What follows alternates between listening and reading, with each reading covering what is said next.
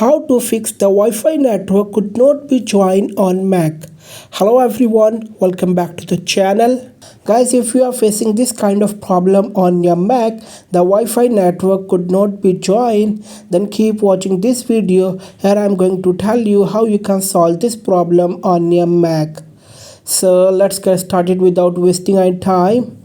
So guys, to solve this problem on your Mac, first click on Apple logo at the top left menu bar and choose System Settings from the drop down menu. On the System Settings, select Wi-Fi from the sidebar menu. Now click on Details over here and then click on Proxies over here.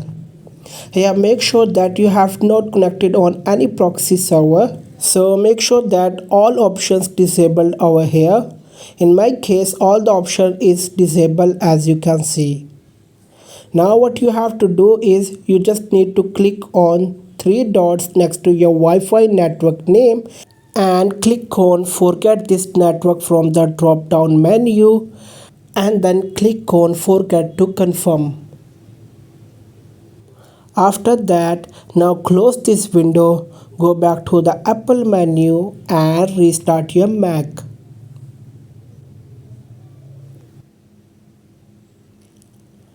So after restarting the Mac, again go back to the Apple menu and choose System Settings. Click on Wi-Fi. And here you just need to try to connect that network. Click on the connect button next to this network and type your password here. Tap OK. So you can see that the Wi-Fi is now connected successfully. That's it. Like, share and subscribe to the channel. Thanks for watching the video.